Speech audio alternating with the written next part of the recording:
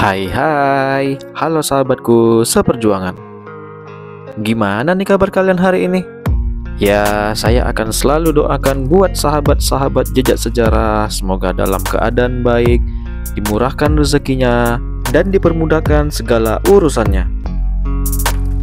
Cerita horor itu sesuatu yang sangat melekat dengan kehidupan sehari-hari masyarakat. Bukan hanya di Indonesia saja, bahkan di semua negara menyukai cerita-cerita hal yang berbau mistis. Di Indonesia sendiri, terdapat sebuah kota yang pernah dinobatkan sebagai kota paling angker di Asia. Kota apakah itu? Ya, Lawang Sewu. Kamu pasti pernah mendengar gedung satu ini. Beberapa tahun lalu, gedung peninggalan Belanda ini sangat populer terutama di kalangan warga kota Semarang. Bukan hanya karena sejarahnya yang panjang, arsitektur khas kolonial, tapi juga karena kisah-kisah seram yang menghantui gedung peninggalan Belanda ini. Waktu pun berlalu, Lawang Sewu kini berubah menjadi tempat wisata sejarah. Kamu yang punya rencana mengunjungi Lawang Sewu, berikut ini beberapa sejarah Lawang Sewu yang harus kamu ketahui. Baiklah, sebelum kita gali lebih dalam lagi, mainkan dulu ya guys jempolnya dan tekan tombol merah, terus aktifkan loncengnya agar kalian semua tidak ketinggalan tentang pembahasan sejarah-sejarah yang ada di channel ini. Asal-usul nama Lawang Sewu. Orang-orang mungkin mengenal gedung ini dengan nama Lawang Sewu. Tapi tahukah kamu jika itu bukanlah nama asli dari Lawang Sewu? Di awal pembangunannya, bangunan ini bernama Nederland Indische Spoorweg Maatschappij, sedangkan dalam bahasa Jawa, Lawang Sewu artinya 1000 pintu. Namun, hanya karena namanya Lawang Sewu, bukan berarti gedung ini benar-benar punya 1000 pintu. Faktanya, Lawang Sewu hanya memiliki 429 pintu. Tapi sama seperti kebanyakan gedung Belanda lainnya, Lawang Sewu memiliki banyak jendela besar yang jika dilihat dari jauh akan terlihat seperti pintu. Dan itulah alasannya kenapa orang-orang menyebut gedung ini sebagai Lawang Sewu. Dulunya, Lawang Sewu merupakan kantor kereta api milik Belanda.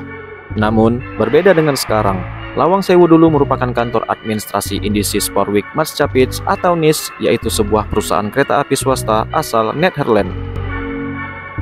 Kantor NIS pertama berada di stasiun Semarang, tapi karena tempat itu tidak mencukupi, pemerintah Belanda akhirnya memutuskan membangun gedung baru.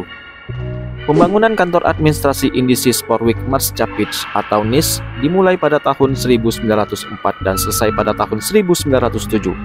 Pembangunan diawali dengan penggalian tanah sedalam 4 meter, kemudian menggantinya dengan lapisan vulkanis yang membuat bangunan ini jadi anti gempa. Selain menjadi kantor, Lawang Sewu juga berfungsi sebagai tempat penjara. Di balik hingar-bingar pekerja perusahaan kereta api, Lawang Sewu juga memiliki sisi kelam yang jauh dari kesan sebuah perkantoran.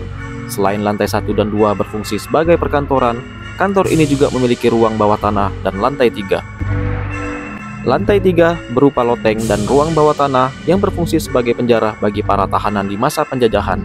Ketika Indonesia jatuh ke tangan Jepang, ruang bawah tanah dan loteng ini menjadi penjara paling kejam bagi orang Nederland.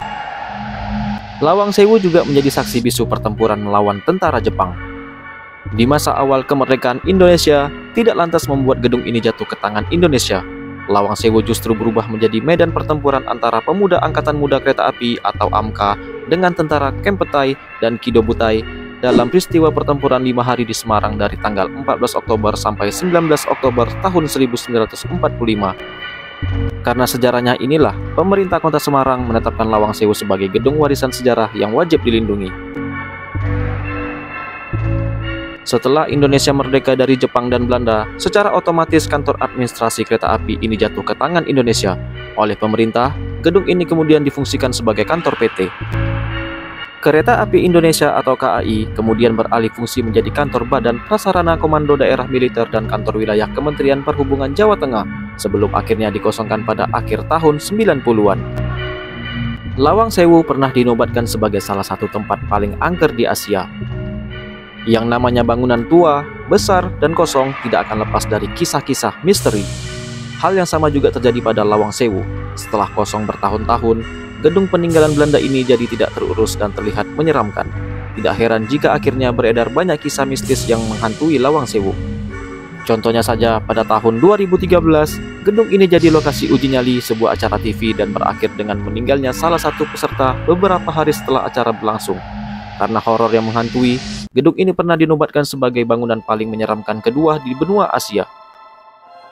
Dan kini, Lawang Sewu pun berubah menjadi tempat wisata. Meskipun sempat dinobatkan sebagai bangunan paling angker, kini Lawang Sewu sudah berbenah. Setelah pemugaran dan renovasi yang selesai pada tahun 2011, Lawang Sewu berubah menjadi tempat wisata sejarah. Tidak ada lagi ruangan gelap dengan berbagai penampakan menyeramkan. Yang terlihat sekarang adalah bangunan indah peninggalan Belanda yang kaya sejarah. Nah, itu dia sejarah Lawang Sewu secara singkat yang harus kamu ketahui. Gimana? Kalian berminat berkunjung ke Lawang Sewu? Baiklah, sebelum saya undur pamit, saya ucapkan terima kasih banyak karena sudah menonton. Sampai jumpa lagi di video selanjutnya yang pastinya tidak akan kalah menariknya.